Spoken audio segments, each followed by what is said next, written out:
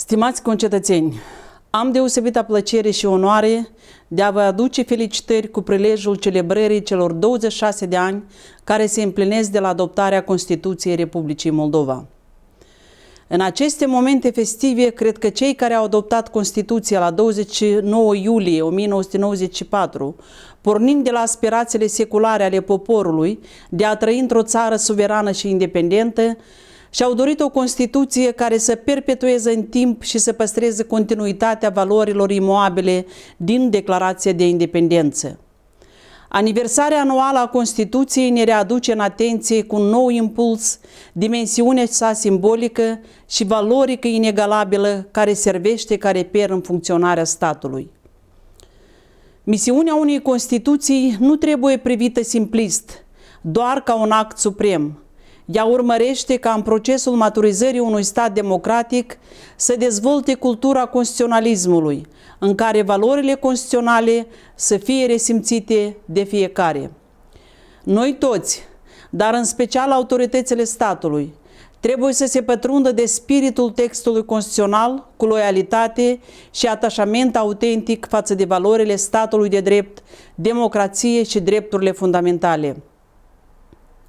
Vorbesc de o cultură a constituționalismului pentru că îmi doresc cu fermitate ca orice cetățean al țării să știe și să se pătrundă de faptul că drepturile sale fundamentale nu doar sunt înserate în legea supremă a statului, dar sunt asigurate de aceasta.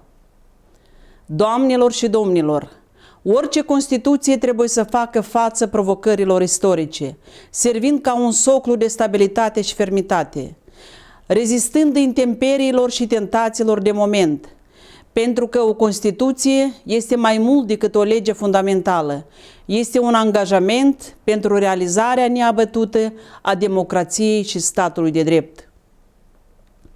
De la adoptarea Constituției până în prezent, au fost revizuite mai multe norme din Constituție, dar trebuie să rămână intangibile principiile și valorile fundamentale, deduse din obiectivele originare ale Constituției, care exprimă credința constituțională în sine. În acest sens, Curții Constituționale revine rolul de garantare a supremației Constituției, în legătură cu care în jurisprudența sa Curtea a subliniat că nicio prevedere din Constituție nu poate fi interpretată ca permițând blocarea instituțiilor sale, iar Constituția urmează a fi privită ca un instrument viu care trebuie interpretat în lumina realităților social-politice actuale, astfel încât să garanteze funcționalitatea efectivă a instituțiilor statului și prioritatea drepturilor fundamentale.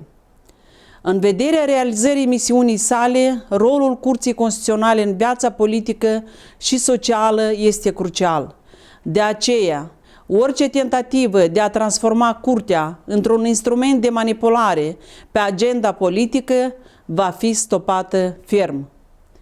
Stimați cetățeni, desigur, 26 de ani de existență a Constituției sunt ani de continuă căutare și eforturi depuse pentru consolidarea statului de drept, în care să primeze democrația și drepturile fundamentale. Această aniversare este însă și un prilej de a înțelege că Constituția este un dar excepțional, care ne protejează pe toți, pe fiecare în parte și societatea în ansamblu. O Constituție trebuie nu doar să existe, ea trebuie să fie știută și simțită de fiecare.